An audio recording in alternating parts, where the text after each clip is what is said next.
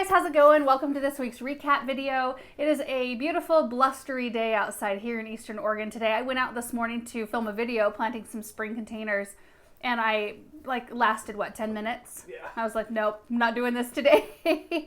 So here we are in the nice warm sun porch to film this recap video. I'm just gonna jump right in. I think we had several, did we have a video every day this week? 6. 6 videos. We did skip one day. Yep. Because we didn't get our act together. It got too late Yeah. to get the video up. Anyway, okay, so the first one was pruning hydrangeas, shrub and tree form, hellebore cleanup, and more sweet pea planting. So in that video, I just did all of those things. And we've done specific videos, like more concise, condensed versions, talking about each one of these things, which I think we linked below that video. We can link them below this video as well. Because when I do a mashup of a bunch of projects in a day, it's like the only way I can get a lot of things done all at once. But I'm never really as thorough in my information. So anyway, we did go over a lot in that video.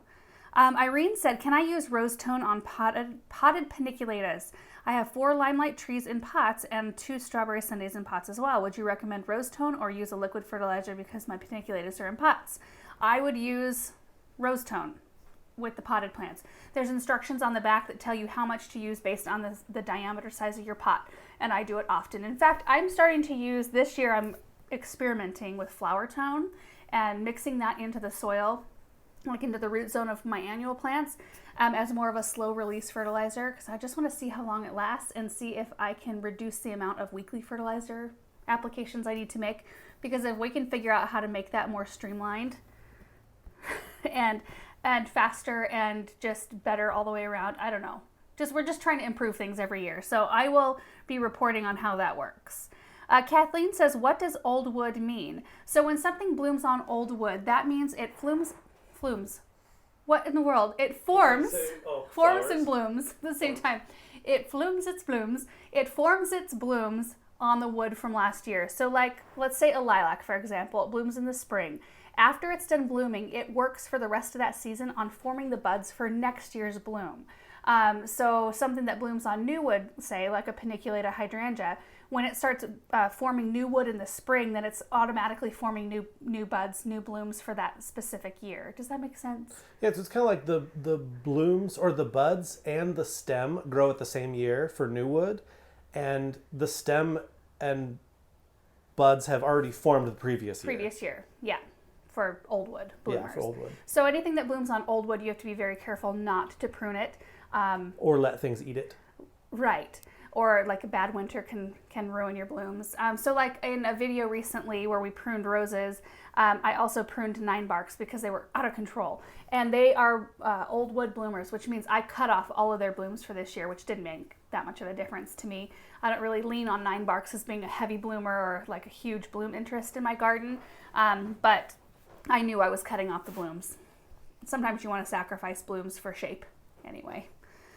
Michael said, I plan on planting supertunias in my beds this year. Should I use the starter biotone or the flower tone for this? Anyone have advice? I think you could use either one of those and have really good results. Like I said, I'm going to be trying flower tone on my annuals this year. We'll see what happens. You'll probably be using a lot of biotone as well. I use biotone like it's like the lifeblood of my garden. Yeah. Kind of. So Alyssa said, do you add new mulch to every flower bed every year? If so, how does it not end up mounding up higher than the surrounding ground? Mulch just disappears. I mean, there are several different factors. First off, some of it gets cleaned up when we do flower bed cleanup. It's inevitable. You're raking leaves and stuff out of your beds. You're gonna rake some mulch up. There's no way around that. Also, some of it breaks down over time. Mulch breaks down, and we use a pretty fine mulch. I don't use a thick mulch in terms of like the shred.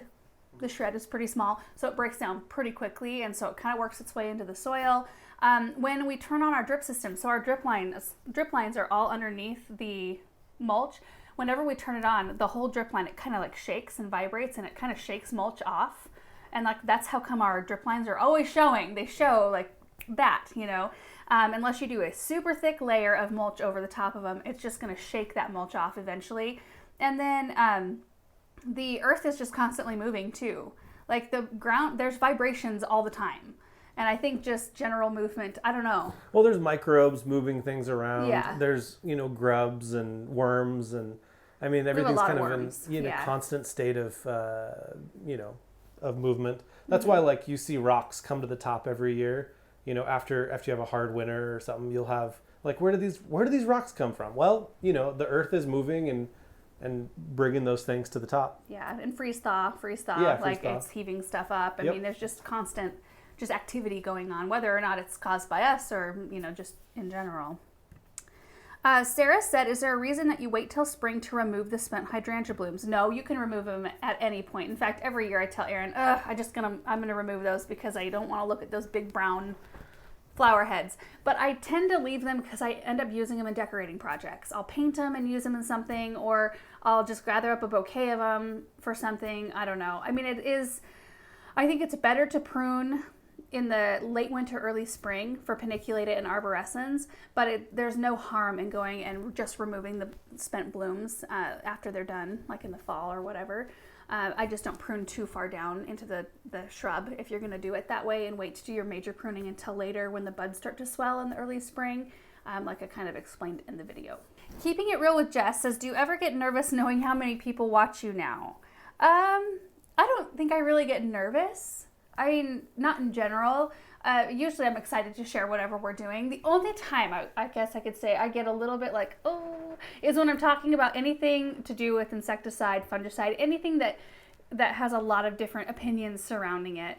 Because, misinformed opinions? Well, sometimes it's misinformed, sometimes it's not. Sometimes it's a learning experience for me. Because I think that we all have room to learn different things, and sometimes I'm doing something in a way where I could be doing it better, or sometimes I'm doing it in a way that I know it's the best way, and everybody can just get stuffed who doesn't think that way. I don't know. It doesn't really make me nervous though, because I feel like I have grown a little bit more bold. I used to get really nervous about it when we were going to post a video about something, and to do with an insecticide, say. And I tried my best to explain. Or riding the pallet forks. Or riding the pallet forks, or whatever the case may be. I'm just a little bit more bold just to live my life, and do the things the way we do it here that have worked the best for us. And I'm totally open to learning new ways to doing things, but I'm also not going to live in fear or not do the things, or not show the way that we're doing things around here. We're just showing it like it is. And if you need to get on the pallet forks to carry an evergreen around, that's just what you do, because that's what I did at the garden center for, ever. Yeah. I don't know if that's exactly the answer you were looking for, but there you have it. Well, don't you think, though, in terms of just anxiety, like, there's really none of that? And, like, you don't think about people watching when you're filming? No, most of the time I'm excited. We're just in the backyard filming our videos. Yeah. Like, it's not like you're getting up to speak in front of a bunch of people. Oh, that's totally different, right? That's way different. Yeah. Does that have anything to do with the question? Well, I think because she was saying, do you feel nervous? And I think maybe she was asking, like, do you feel nervous in the same way that I kind of forgot where we were. My mind was trailing. If somebody was feeling nervous to go, like, speak in front of people, I think maybe that's what she's asking is... Oh, sure. Like, kind that of makes like sense. anxiety, nervous, like... Making videos is way different than getting up in front of people. Like, I don't know. I feel like when I'm talking to the camera, I'm just talking to you guys, that I get to read the comments. I just feel like it's more personal. Whenever I have to get up on a stage and talk in front of people, that's the worst. Let's see. Christine said, rose tone instead of holly tone for hydrangeas. Please explain. So I used to use holly tone for hydrangeas, and I still would if that's the bag that I had on hand. But I was talking to the growers at Proven Winners, the Proven Winners Color Choice Shrub Division, and I was talking to the gal. She's super knowledgeable. If I ever have questions, I email her. And she was just explaining to me how well rose tone works for the hydrangeas, because it is formulated for woody shrubs that flower as well. And so I started using that in our hydrangeas. I mean, they looked I wouldn't say equally as good with either fertilizer. I think holly tone, though, holly tone's probably easier to get a hold of, right? Yeah, probably. Is it more of an acid base? It's for more acid-loving plants, right? Which, more often than not, wouldn't you say hydrangeas would prefer... On the neutral to acidic? Acidics that most plants do. I wouldn't think that they would be on the neutral to So I think you could use either one of them and be totally fine. Okay, so next video was planting pots, herb starts, and begonias, and studio and seedling tour. I did a lot in that video, and when I was watching it back, I thought, I could have made this into like 2 or 3 videos. So I need to quit trying to put so much in because... it gets like long. They get so long. There's so much going on right now. So what did I do in that video? Oh, I remember. They were the pots by our parking area. Oh, yeah. Yeah. Okay, so Sarah said, you said the herbs will be moving out to the greenhouse in a few days. How is it warm enough for them? So I'll be moving all of them except for the basil out. There was things like sage and parsley, dill. Oh, dill will stay in too. Dill and basil are a little bit more cold sensitive, so those will stay in the studio for a little while longer. But the other ones, the thyme, lemon balm, oregano, the other parsley that I mentioned, and sage, those can all move out to the greenhouse because it stays really warm in there and they're cold tolerant. So I think that will help free up some space inside the studio. Amy said, I like how you measure fertilizer. I had like a little galvanized pot. I was just dipping into the bag. Yeah. Yeah. It's actually better not getting it on your hands. Well, I still get it on my hands. So I had Benjamin. I'm like, hey, Benjamin, smell my hands. And he does that. Yeah. One day, though, our kids, they're going to smell that smell and they're going to be like, oh, Mom. Yeah, childhood. Yeah, childhood. It's the smell of our mother. Off topic, but was wondering, does a crew from Hartley come out and assemble the glass portion of the greenhouse? Or does your contractor that is building the brick foundation? So they actually send a crew out. So we have a contractor who is like facilitating the whole foundation and the masonry work around the bottom. And then Hartley sends their team out to install the metal and glass portion. And it's on its way. Hartley posted a picture of it being loaded up into its crate. Jennifer said, Laura, I have been reading mixed reviews with the seedling trays from Gardener Supply. People say that the mats keep the soil too moist and mold grows on top. How do you gauge when you put more water in the reservoir, when it's completely empty or when there's a little water left in the tray? I wait until they're completely empty, and I do find that it does keep the soil quite moist. So if you have things like, say, Lysianthus that don't want to be super wet, what I do is I fill that reservoir, I let the water soak up. I mean, I'm checking on my seedlings every day. So nothing can get out of control. If I notice that the soil has met its moisture level, like it's moist enough, I actually pick the seedling tray part up and then just like kind of kitty corner it. I don't know. Yeah, sure. I pop it up on top of the reservoir so it's not sitting on the mat, and I just let it sit like that for a couple of days, and then I'll put it back down on the reservoir and let it soak up again. It does beat the overhead watering because it's really consistent. It does very consistent moisture, and then everything else seems to really benefit from just sitting on them, and I don't have to water like hardly ever. But there are those crops, what were the other ones? Straw flowers, stuff like that don't want to be super wet. You just want to make sure you know which ones that you need to kind of monitor for moisture level. And then I use vermiculite on top of almost all of my seedling trays, and that helps ward off any algae issues. So yeah, I would start using vermiculite. It's awesome stuff when you're starting seeds. Jim said your seedlings are looking great. Did you do anything special to get your magic fountain delphinium to germinate? I didn't. I planted some and so far none of them have germinated. That's weird. I mean, it might take a little while, so you want to make sure that it's warm enough in your room and that they haven't dried out. If you got your seeds wet and then you let them dry out, you may have lost the germ on your seed. So those are a couple of things to check out, but I haven't really had any issues with delphiniums germinating. They typically have done pretty well for me. Kelly said, did you add fertilizer when you planted the herb seeds, or does the seed starting mix have everything you need? I just use the seed starting mix. They don't really need anything until they're up and going. Will you fertilize again? Yes, I fertilized that day. So the day I fertilize once they start getting their true leaves and start putting on a little bit more growth. I usually do a half strength fertilizer on about once every week to every 2 weeks kind of schedule. And then when I potted them up after this video, I did fertilize them that day. And then I'll start, if I keep them containerized, I'll keep them fertilized probably every week. I'll fertilize them on schedule with everything else. Will they ultimately be planted outside, maybe in the raised beds? I have no idea, but probably so. Dorothy said, studio looks great, thank you. My first year of planting snapdragons. Mine are 3 weeks under grow lights. They are so small, just starting to get their true leaves. Is this normal? I would say so. I would just make sure it's warm enough in your room. They do need warmth in order to get growing, but it does take them a little while because mine are still, I mean, I have one variety. I started them, when did I start them? In January? I have one variety that's up about this far, but the other ones are like this big, and I started them all at the same time. So I don't know what the difference is, if there's a difference in variety or what, but I would just make sure you've got enough warmth, they're getting adequate light, and then you can start fertilizing with half-strength fertilizer once they're up a little bit. So that will help too. Rebecca said, I saw your plans for the new property. It's going to be amazing. I love the idea and placement of the future pond. I know you said that's down the road, but for something that large and potentially messy to build, what about doing it now? money. Budget. Yeah, we don't have the money for it right now. I mean, we were thinking about it. We were planning on it. In fact, Greg, you know what, Stock the Pond guy, he and his design team, they've already come up with a design for it and everything. We had plans to do it, and then we decided, I mean, we didn't have firm plans to do it. We were just talking through the initial steps, and then we decided to do the Hartley greenhouse. So anyway, it's definitely on the radar, and it would be nice to get it done when it's just completely open and, you know, whatever out there. And because it is going to be a big old mess when we do that. But we work with some really professional people, like, because Chad would come and do all the excavation for it. And he would come in and do the job, dig the huge hole, and you would never even know, other than the hole being there, that he was there. I mean, don't you think, Aaron? Like, we have some really professional, like, really good at their job with the equipment and everything. You know, I also have some reservations about doing the pond at this point in our lives with kids and everything. Sure. Well, we wouldn't be able to afford it for a few years anyway. Well, not the affording, just the whole, you know, like little kids around ponds and all the scary things that go along with that. You just got to have an eagle eye on your kids if you're going to have any water around.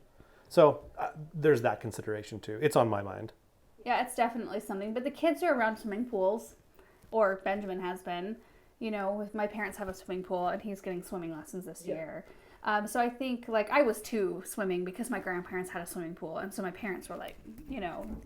Yeah, and that's the thing, is that we would just have to be really on it when it comes to making sure that kids know how to swim. But also, they're going to have friends, and, you know, you got to make sure that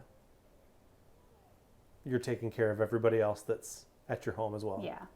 But then you have to, like, decide, like, do you let fear...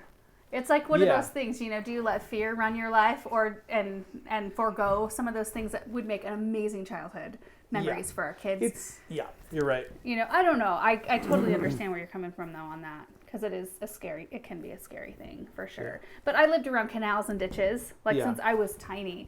And we would cruise across those things, like on a 2x4.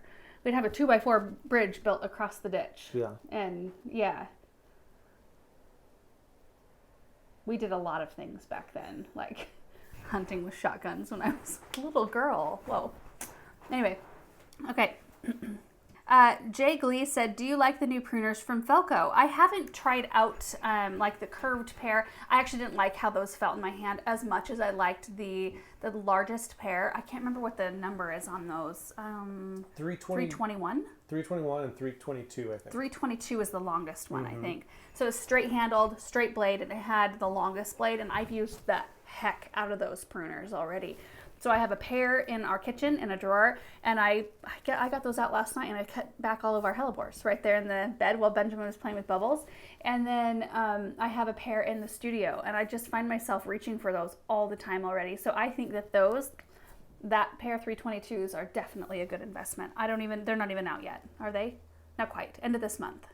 Janelle said, I noticed that you have a drain hole in the urn. Do you place a clear plastic tray under it? So in the urn I put the begonias in. There is a drain hole. And because it's an odd shape and it's kind of a fancier container, I like to use like a gold charger. You can get those chargers, the large plate looking things from the dollar store.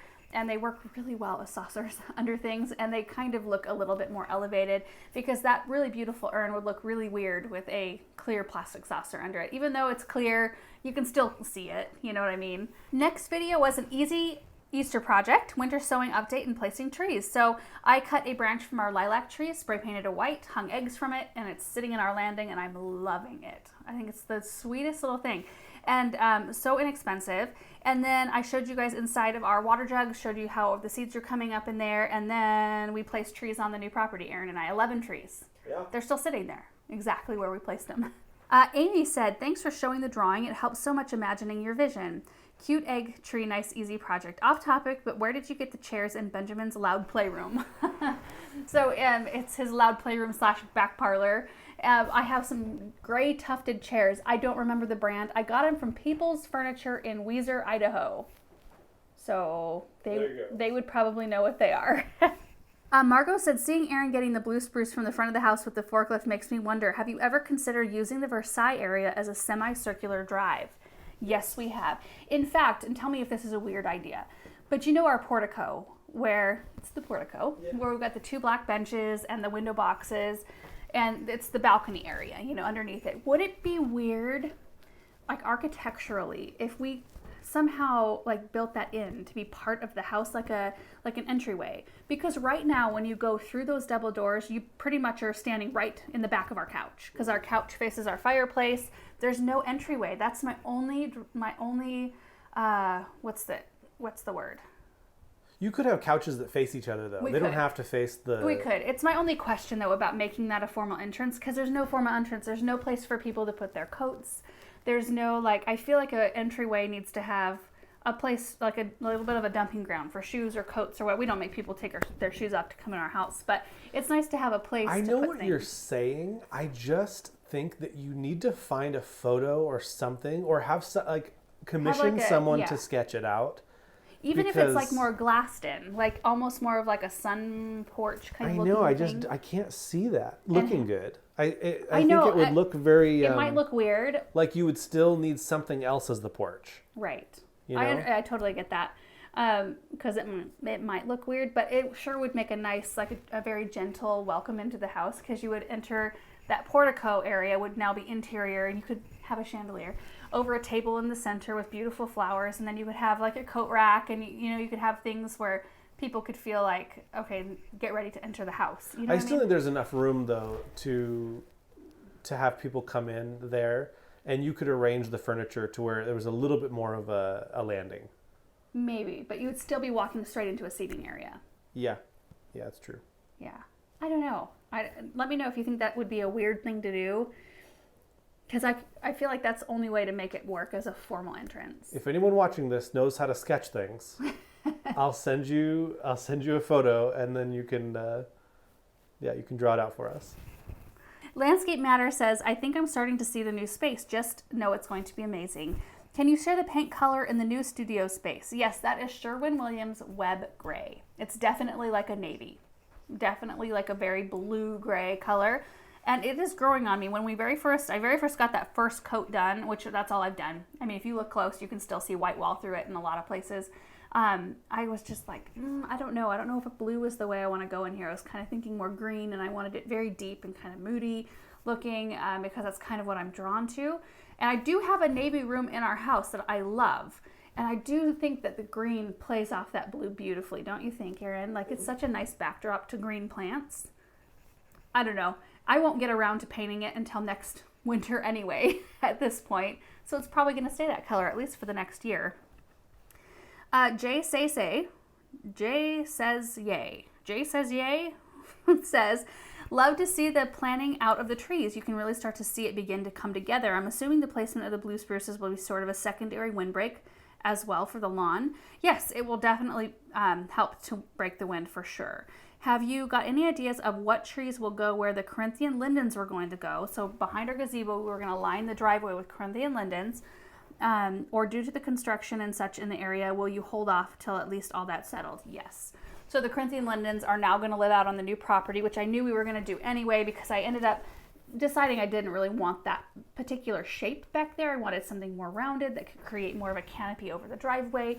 But I think getting the Hartley installed, I think we're going to be kind of putting a halt on a lot of landscaping projects around that vicinity until the Hartley's in and we can live with it for a little bit.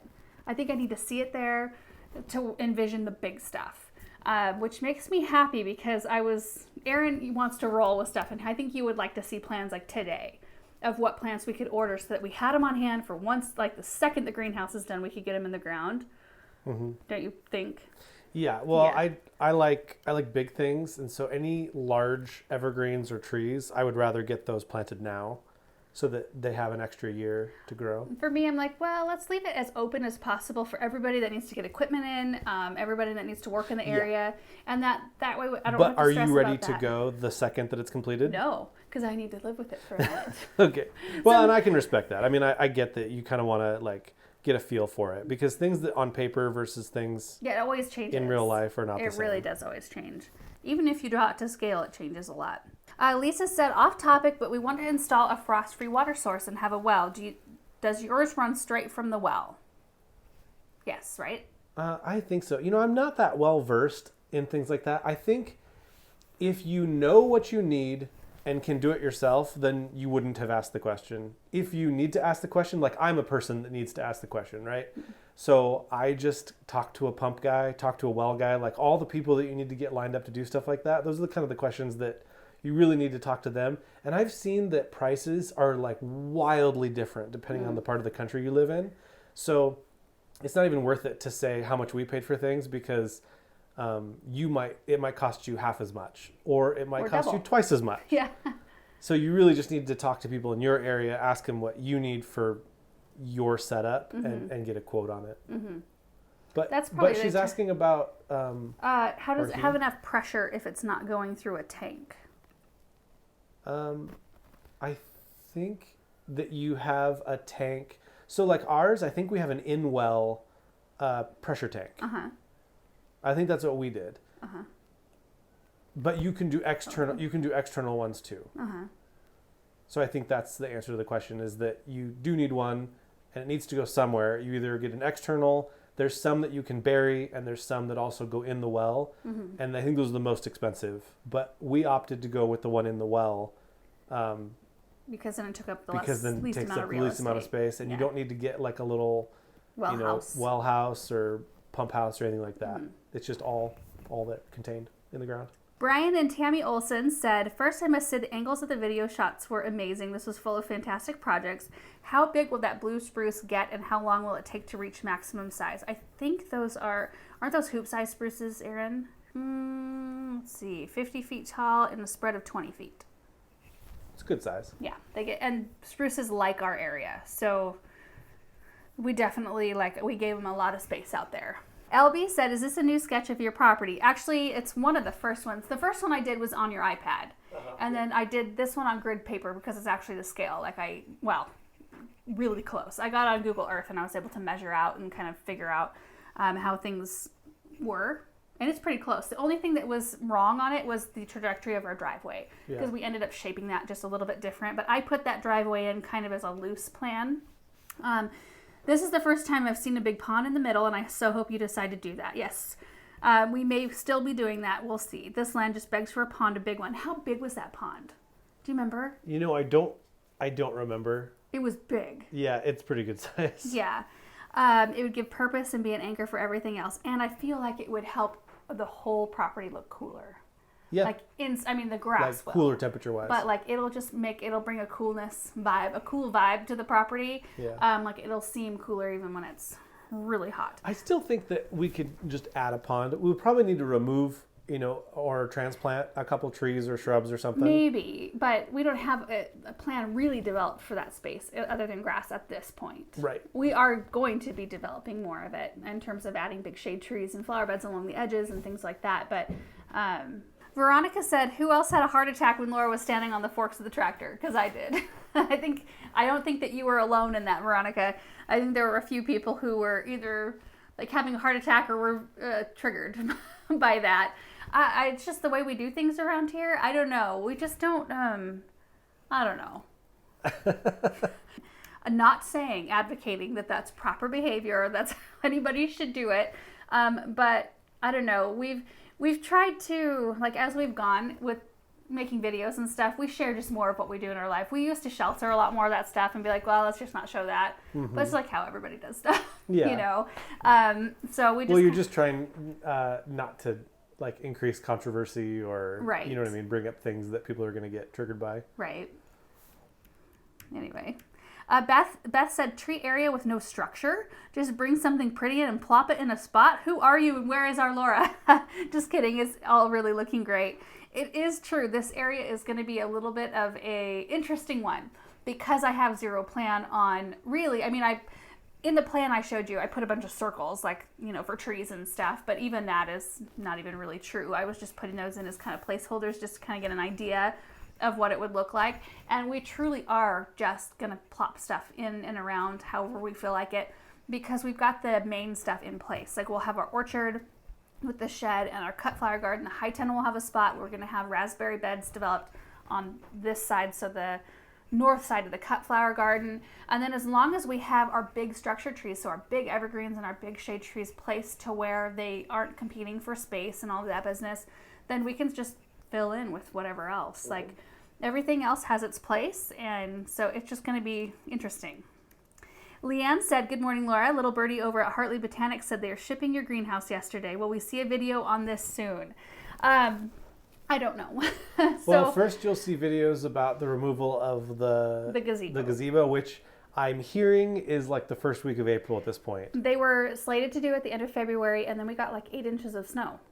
Just like right before, the week before they were supposed to move it, and then it pushed everybody out about a month. Yeah. I don't know. It's going to be a long process. We're going to, you know, the gazebo is going to get moved. We'll do a video on that. We need to remove the slab. We'll probably film, that'll probably be like in a vlog or something. And then we need to prep the area, which means Chad will come in and level a bunch of the area out. And then I don't really know. We're we'll probably do trenching videos, a bunch of water and gas and electric over there. Yeah, and I don't know when that's going to happen in relation to everything else. But then we have to have a new foundation poured, then the masonry work done, and then the greenhouse will go on top of that.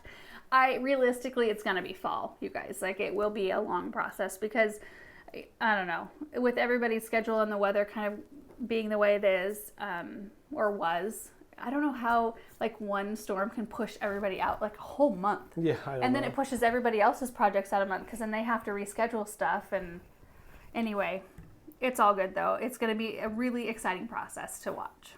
Next video was planting the pre-sprouted ranunculus and anemones and tilling the new cut flower garden. So we had pre-sprouted those ranunculus and anemone corms down in our basement, and they had grown, well, most of them, the ranunculus in particular, had grown huge roots. They were ready to be planted outside, so we got that done. And then Erin tilled up the cut flower garden space, all 4 corners. It's beautiful. Like, it's going to look so good. I can just see it. I don't know if we're going to have time to work on some irrigation today. Maybe. It's pretty windy out there, though. It is pretty windy, but I mean, like, I'll just go work on it. You know, our water isn't run to that space yet, but Benny, our landscaper who does all of our water work for us, he's planning on coming here really soon. So I thought if we got the water lines all kind of set up, I could go ahead and seed some stuff and just water it by hand for a little while until our water is actually set up. Because I have a stack of seeds that are the type that you can start as soon as the soil can be worked, which is now for us. It's warming up big time, so I could get some stuff going like today if I wanted to, which is really fun. Chris said you have a guy to shoot your videos. Looked like someone was shooting at 19 minutes. Yes. So that's Ken, our editor. He edits like almost 100% of our videos. Yeah. I mean, you hop in and edit if you need to. And Erin and I always go back through, like, I usually watch them after Ken edits them, and I make any small, like, minor adjustment edits. And then you don't even watch a lot of the videos anymore. Well, once they've gone through you, like if you've watched a video and you say it's good, oftentimes I'll just upload it as is, and I won't, because there's an occasional time where I'll be like, hey, could you watch that back through? Like, I was either really tired or I think I got it all, you know, make sure it like all makes sense. Because every once in a while, like a clip will get out of order and I won't catch it or something. And so it makes like the project, like, it skews everything. Yeah. Anyway, so Ken hopped out really quick to help Erin film because I wasn't here that afternoon. I was getting my hair done. Yeah. So anyway, Erin was up in the tractor flying the drone while he was in the tractor working in it. And then he asked Ken if he could come get a couple of shots. Otherwise, I would have been out there with you. Yeah. But you got to sacrifice for the hairs every once in a while. Diane said, I just planted ranunculus as well. Have you used soaker hose for irrigation in any of your raised beds? I have in the past. I'm trying to decide what would be best for my 8x10 raised cut garden. So I did use the 1/4-inch soaker hose in our raised beds for a few years, like 2 years maybe, before I swapped it out. I feel like over time especially, it wasn't emitting water in a very even manner. And then it got really brittle really quickly. Like that second year, I had a lot of holes in it.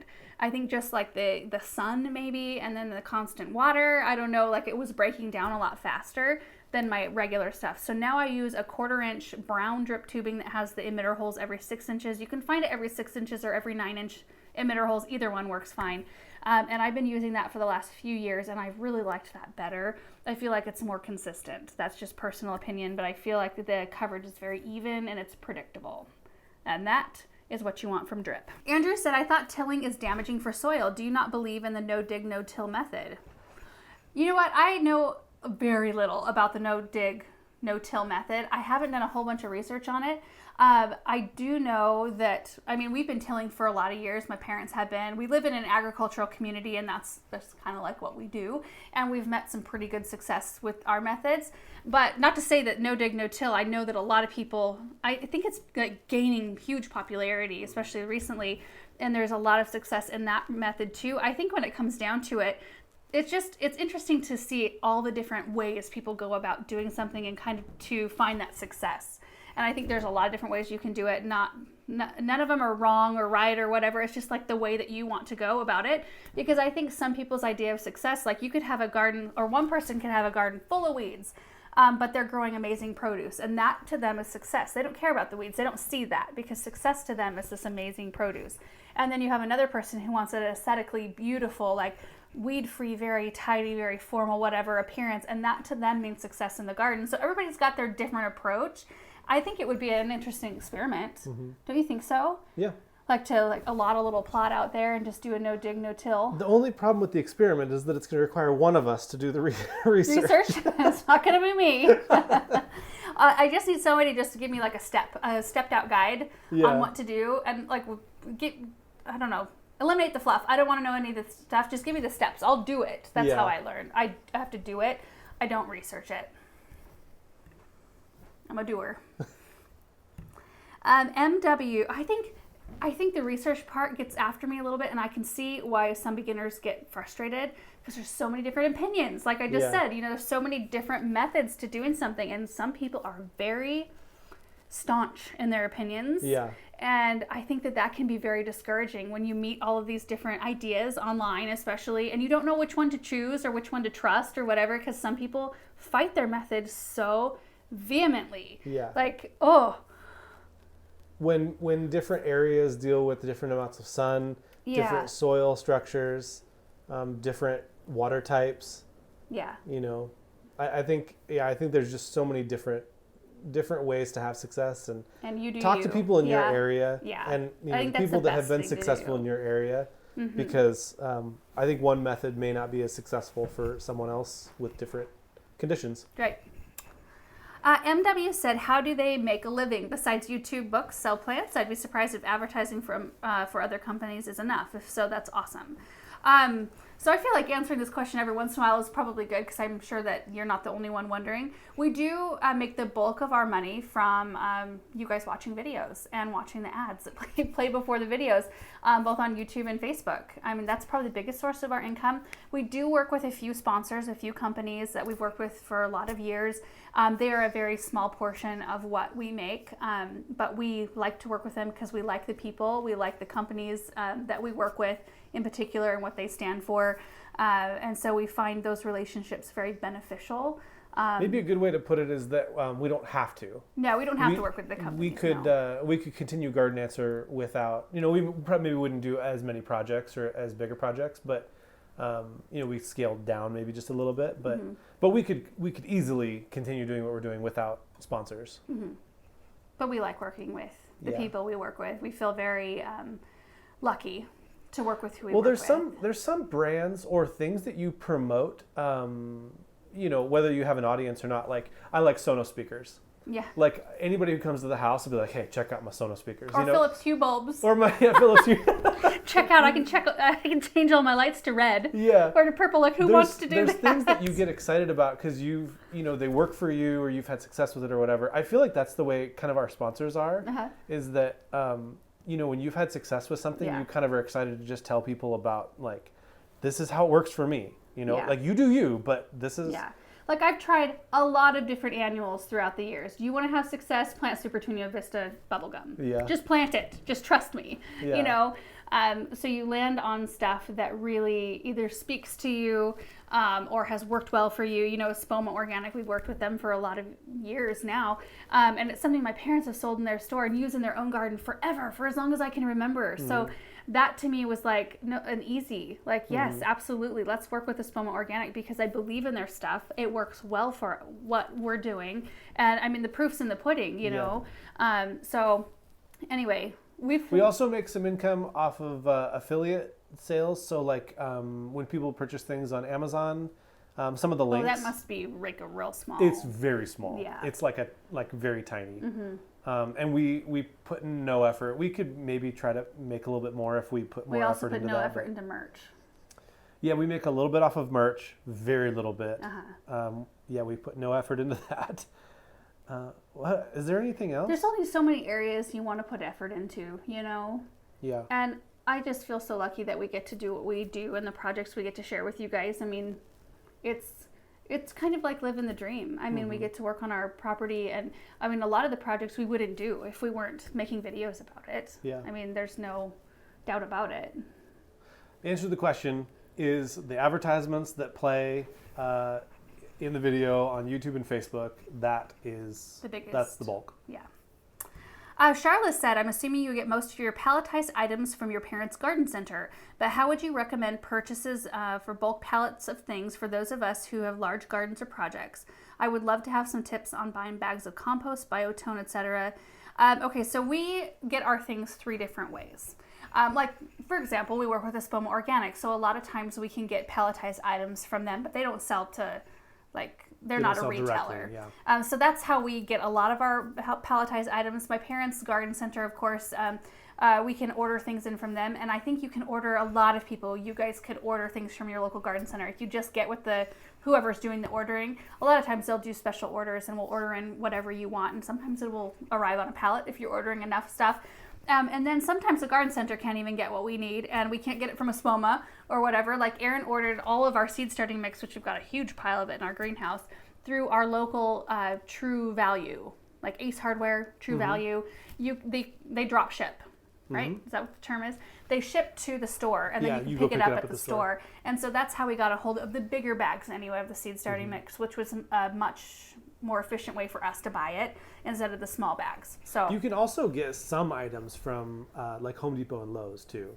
I think they're more limited. I think there's a lot of Espoma products that you can't get at those. Check with your local garden center first, though. Yeah. Because they usually have a line on getting whatever, most of the time, whatever you might need. Yeah.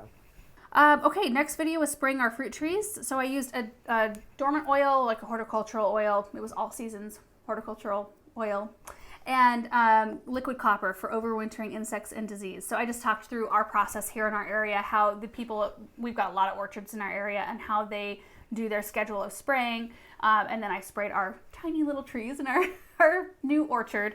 Anyway, Jennifer said, can you talk about the Bing cherries? I wanted one and was told that you have to have 2 for it to grow due to germination.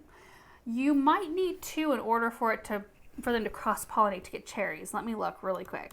Yeah, so you would want like a Stella, a Montmorency, or a Rainier cherry to pollinate with your Bing. Otherwise, you won't get fruit. There are some trees that are self-fruitful or self-pollinating, meaning you only need that one tree in order to get fruit from it. And then some of them, like the Bing cherry, require a second variety in order for that cross-pollination to happen in order to get fruit. So I think that's what you were meaning. Marianne said, quick question, why no cherry trees? Climate zone, or you don't like cherries? I do like cherries. Cherries are a lot of work. First off, you have to spray the heck out of them to keep the worms out, here anyway. You have to net the trees to keep the birds out of them. So there's like 2 things you have to really be on top of. And then they do take a long time to pick. And I don't know. We have so many orchards, like I said, in our area. I almost didn't do apple trees for that very reason, because it's very easy for us to get our hands on apples and cherries and things. And all the other fruits that we have growing, honestly. Like, I could buy from local growers here, but it is fun to be able to produce some of the things on your own property, but cherries just wasn't on the top of my list. I don't know about you, Erin. No, I'm not a huge fan of cherries. Yeah, it just wasn't worth the effort for those. I'm a big fan of raspberries, though. I know, you've been pushing for the raspberry. Yeah. Like, when are you going to mark that out? Yeah. Let's go figure out the raspberry beds. I don't even know if we're going to get raspberries this year, like the actual plants. We'll have to see if we can. Cheryl said, do you spray both the dormant oil and copper fungicide, not fungified, oh my word, on the same regimen, November, January, March, or is there a different schedule for the copper fungicide? So I do believe that you're not supposed to spray the copper fungicide when it's below 40 degrees. Just check the label. So it does say as a dormant application to use it in late November. Our orchard guys say to use it definitely end of February, beginning of March. And that's the reason why I used it this time around in this spray regimen. You might skip the January one if your weather is too cold. Some winters were in above 40, some winters were not. But I did do it this time around because we are definitely warming up. KJ said, didn't know that you could grow a miniature peach tree in a pot. Looking for the video about that tree. We have a specific video when I planted that tree, don't we? Yeah, we do. Okay, we'll try to link that down below. It's called a pixie miniature peach. I think it tops out at like 6 to 8 feet tall and wide. So anything that stays that small is much easier to keep in a container. You could do a semi-dwarf tree if you wanted to, if you had a giant container and then just knew in a certain amount of years you would either need to put it out somewhere or bump up the size of container. But when you're growing smaller things, they live in containers for a lot longer and they're a lot happier. Christina said, I saw that the liquid copper is good for black spot. Can I spray this on my hydrangeas? So I just wanted to cover with that liquid copper. It's a copper soap is the active, and it's an incredibly low amount of copper, which copper, you know, there's different opinions on that, I find, and it can be detrimental if you use it wrong. So what I wanted to say is just depending on what you have, check the label. Just read the label. And I said in the video, you know, depending on what you're spraying at what time of year, it's going to be a different spray ratio too. You won't be mixing quite as much of it maybe, or you maybe be mixing more of it, depending on what thing that you are battling, what thing you are spraying. But it is labeled to spray right up to harvest. Like you can use it in season and spray it right up to harvest on some things. So anyway, yes, just please, when you're spraying anything, look at the label. And it might work for black spot. That was the question. Let me look. Let me read the label really quick. I haven't ever used it on hydrangeas with black spot. Is that what the question was, or did it say roses? Let me see. That would be a weird thing. I would take a leaf of your hydrangea into your local garden center and have them ID what's going on. That's what I would do. I would, whatever's going on with your hydrangea, take a sample to your local garden center, have them look at it, and have them determine what's going on. It could, who knows what it is, but then you'll be using the proper thing for what you have going on. Tina said, when using your sprayers, do you have a specific sprayer for just this, or do you wash and use for other applications? I only use, once I've used a sprayer for an insecticide or a fungicide, that's the only thing I will use it for going forward. So I label it insecticide/fungicide. If I have sprayers that are for water only, like for watering my seedlings, it says water only on it. And then any kind of herbicides, like when we spray burnout and stuff like that, we write on the sprayer herbicide or burnout or whatever, and then we keep them very organized because you don't want to cross. There are neutralizers you can put in tank sprayers to help clean and neutralize any chemical that's in there, and then you can use it for something else, but I don't even feel comfortable doing that. I find just having designated sprayers for designated things is the way to go, because then you can't screw it up. Heather said, so you mixed the dormant spray and copper spray together and applied? I did, and that's something else I would definitely recommend reading the label, because I do know that you're not supposed to mix copper with some other things. It can be very detrimental to your plant, so read the label. Maybe I should have done 2 applications. Like I should have done my oil, and then I should have done my copper, and then there wouldn't have been the question, or you know, kind of like the do as I say, not as I do. I need to not do that in videos. Yeah, well, because yeah. then I feel like, the responsibility. I should feel more responsibility at the moment of spraying instead of having to explain later on, like, oh, you know, maybe double check before you do this. Carolyn said, didn't you have a pear tree behind the cold frame? Yes, I do, and I totally forgot about it. So I appreciate all of you guys who reminded me, because I would have forgotten to spray that. The next video was planting red flowers and mulching the cut flower garden. We just put that video up this morning. The story behind the red flowers, so I am actually really liking it, but I had blue flowers initially. We went down to the garden center. I picked out all the blue and lavender pansies and some blue pericallus, which are like blue daisy looking flowers, and they were so pretty. I left them all in the back of the truck with the cover over it. It's kind of like a cold frame for the night, and I came out the next day and the pericallus were completely frozen. They were all mushy, and I was so sad about that because I thought it was gonna be so pretty. So we went back down to the garden center to get something else. I wanted something that was, you know, different than the pansies, and I walked by those flats of ranunculus, and I was like, ooh, this is kind of my opportunity to try something new. And maybe the pericallus perishing in the back of the truck was my sign just to try something different.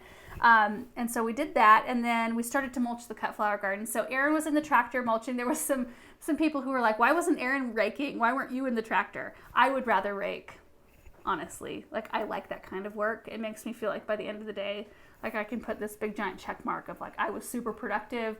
I worked hard today. That does it for me. Well, I finished the rest of it, and I actually enjoyed the raking part of it. Like I was doing both. I would take loads over there. It's so satisfying, don't you think? It really is satisfying, and it's not hard. It's not like super hard labor. It felt hard to me. It didn't feel hard to me at all. The thick spots, like, because a couple of times, like, you accidentally dumped the whole load instead of, like, most of the time he was kind of, like, dropping it in small amounts, so it was easy to spread, but a couple times, well, probably, like, I don't know. Most of the time? A lot of the Well, I think I was doing the same thing when I was spreading it myself. Big amounts, and it was, like, so heavy to... Were you tired from something else in the day? No. What are you saying? Well, I don't know. I'm just saying I didn't get sore. I felt it was very relaxing to actually go out and spread the mulch. Like, it was satisfying. Yeah, but if you go out and look at my half versus Aaron's half, my half is, like, real thick with mulch. Yours is, like, already starting to show the dirt underneath it. Did you see that? You know what? Maybe I'm trying to save a little bit here and there. Are you? Trying to stretch our supply a little bit? Yeah, exactly. Yeah. It's not free. Anyway, it looks really good. I've ordered another truckload of mulch, and we'll do a 15-foot pathway around the whole thing, and then we'll start it on flower beds. So it won't look so much like a landing pad. Right now, it's like if there was anything flying above, be like, come land right here. Nice soft landing pad for you. Big ol' X marks the spot. Anyway, Amy said, curious why you guys didn't put landscape fabric under the mulch if it will be used more as a pathway.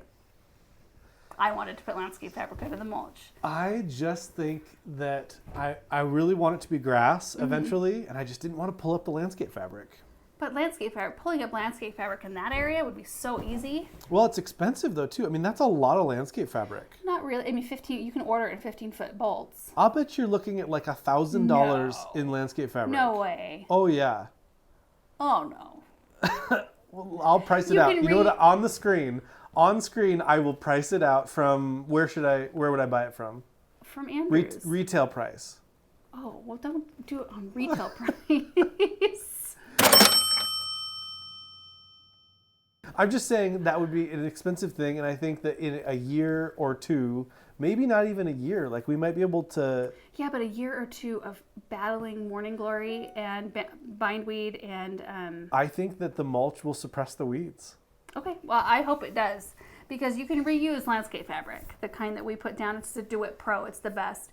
And I think we will end up doing grass at some point, but I am kind of the mindset of just letting things be for a little while and, I don't know, deciding if you like that shape or if you want to make it rounded or if you want to make the pathways a little bit more narrow. Like, do we really need 15-foot wide pathways or can you do 12? And then once you decide how you actually utilize the space, then put in your permanent stuff, which we do the subsurface irrigation. So we bury the drip line, we plant the grass, and that seems so much more permanent to me. You don't really change that. It's not as easy to change anyway. But Amber said, are your future plans to have mulch area eventually be grass and pavers or gravel once you have the space defined? So like we said, probably grass and pavers. I would probably like gravel. It's no maintenance. And I am such it would be a ton of maintenance because the gravel would get into the planting beds. Not if you had a border. You'd have to have a border and then gravel, kind of like the bricks and gravel thing. I know it would seem hot, but no more hot than the dirt was this last summer. I don't think that a border will work because of the weight of the tractor. I don't think that a tractor could go over that border, whatever type of border that you're talking. Okay. I think that the tractor would ruin any border. So how would you propose to keep the grass lines straight? Because they need to be straight. And I like edgers, grass edgers. Grass edgers. Yeah, oh, it's like a trimmer. Manually. Yeah, just an edger. I'm also the type too. If grass isn't really tidy, I feel like if it looks mangy, then everything else kind of has a mangy look to it. And so we mow a lot to keep it very tidy, and it does look better. But I feel like in a case out there where you have pathways, I feel like I would need to be mowing it all the time to keep it as short as I would like it to be. I don't know. I mean, this whole space is going to evolve, and I think our ideas will evolve as well. Like, you know how we were talking about the pathway leading out of the house. I think that maybe, because when you explain something differently to somebody, like I explained to you, I feel like it needs to go out a little further because the scale of what we're doing, the scale of our house and the scale of the huge grass path, we need to have not this tiny little, like the way you wanted to do it under the trees sounded like super quaint and cozy. but I think it would be too small for what we're doing. I agree with you. We have to do it bigger. Yeah, I agree. Otherwise, it just wouldn't look to scale. So I think talking through things several times and really kind of, I don't know, like we went out this morning to talk about dahlia spacing. Like we're putting in our dahlia structures today, and I just told Aaron, like, I know you don't really have interest in this part, but can you please come out with me and just like let's talk this through, because you'll think of things that I won't think of, and you did. Yeah. What was it that? Oh, it was the spacing. I had my math all wrong. What is my problem? And then what else did you? Oh no, it wasn't the spacing. My math was wrong in the spacing, but it was the watering. Because I was going to do dahlias for half the way and then do something else the rest instead of doing dahlias the length. And you were like, but the watering, that'll be impossible to water your... Well, not impossible, but definitely a pain in the butt. Yeah, because you'll have to separate. I mean, you can't separate whatever's in that same row. It's got to be on the same watering schedule. So it changed my mind on having longer dahlia rows than shorter ones, because it'll make the water so much more practical. Anyway, I wouldn't have thought of that. I always think of things with like design first and then practicality second. So it was a really good thing. Anyway. I don't even know where I got off on that. Anyway. Lee said, did you add any starter fertilizer to the pots, or did I miss that part? Oh, I did not add any. No, did I? I thought about it and I forgot. Dang it. I'll have to add some of that today. Thanks for the reminder. Jaylee said, Laura, do you have any knowledge on rain barrels? Also, if you can hook up the drip to them. I have zero knowledge on rain barrels. We get an average of 9 to 11 inches of rainfall here in a year, which doesn't mean I couldn't collect some rain. Your mom does. Mm-hmm. How does she use it? She hooks a hose up to it, I think, and uses it that way. I'm not sure how much she actually collects. I should ask her. She's on city water, though, too, and I think it makes a little difference. City water is so expensive. Yeah, it's very expensive. Yeah. When you have a well, it's kind of like, feels like free water. Kind of, yeah. I'm sorry. I don't have that much knowledge on rain barrels. Rosie said, I was just wondering what mulch is made from. In the UK, I don't think that I've ever seen bags of mulch for sale. Normally, people would just use compost or wood chippings to mulch, but as far as I'm aware, you can't buy mulch. Thanks. So mulch is just, I mean, it's made of several different things around here. A lot of times it's just from like the wood mills. Like forest materials. Forest materials, yeah. A lot of sometimes like the cheaper stuff is made from, I've heard like shaved up pallets and stuff. Oh yeah. Which that would make me a little nervous, like any chemically treated pallets. That's not what we're using. It's just like byproduct from the forest, the mills, the wood mills and things like that. So, to my understanding. And then dyed with chemicals. We won't talk about that. Okay. Some people, though, there's so many different options. Some people will use like rubber mulch. Some people use rocks as mulch. You were just telling me about a rock type of gravel with clay in it. Yeah, bonding gravel. Yeah, that has nothing to do with mulch, but that's just kind of interesting. Yeah. They use in the UK a lot, like that with the clay in it. So when you get it wet, or bound gravel. Maybe that's what it was. Binds together. Yeah. And Linda said, how is Samantha Grace? Time for pictures. I just posted one this morning. She fell asleep. So she was laying on her blanket in the middle of the great room, which she does on occasion. You know, we'll get over her and sing her songs and stuff. And she just kicks and just moves around and smiles. And she just like promptly fell asleep.